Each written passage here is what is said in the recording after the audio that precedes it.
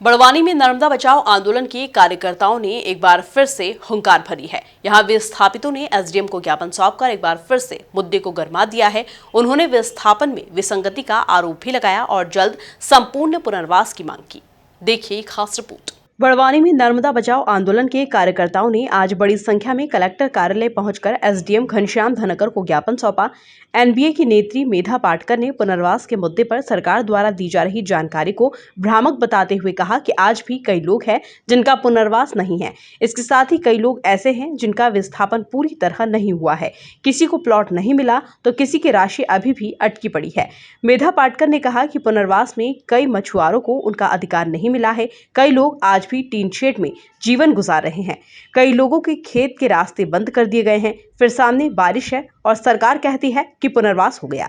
जिन अधिकारियों को इस काम में लगाया गया है वे अन्य कार्यों में लगे रहते हैं और नर्मदा विकास प्राधिकरण को पूर्ण पुनर्वास की जानकारी देते हैं, जिसको लेकर संगठन ने बड़ा आंदोलन करने की चेतावनी दी। गांव-गांव के प्रतिनिधि जो सरदार सरोवर से विस्थापित मछुआरे हैं, किसान हैं, मजदूर हैं और हमारे बहन भाई यहाँ हाजिर हैं।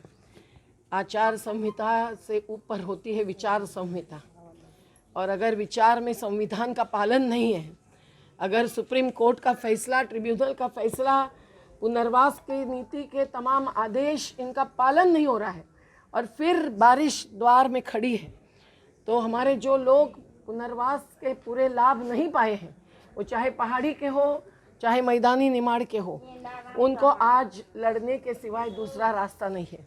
आज एक एक माँ का चेहरा देखिए आप, कुछ को रेशन अभी तक नहीं मिलता है और जहाँ टीन शेड में 3-4 साल से पड़े हैं वहाँ पानी और बिजली नहीं चलती है। लेकिन जो मछुआरे हैं उनको जलाशय का हक नहीं मिला है। जिनकी खेती टापू की हो गई है उनको रास्ते बन के नहीं मिले हैं।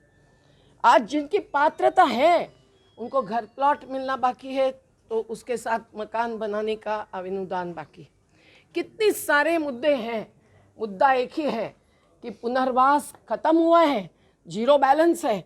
ये 2009 से बताते आई सरकार, हास्यास्पद रहा क्योंकि उसके बाद उनको हजारों को घर प्लॉट देने पड़े, वसाहटें बनानी पड़ी। लेकिन अभी भी उन्होंने जो जवाब दिया है, नर्मदा नियंत्रण प्राधिकरण को हमने भेजे हुए फैक्ट शीट को, उसमें फिर से वो बता रहे हैं कि जीरो बैलेंस बताना सही था।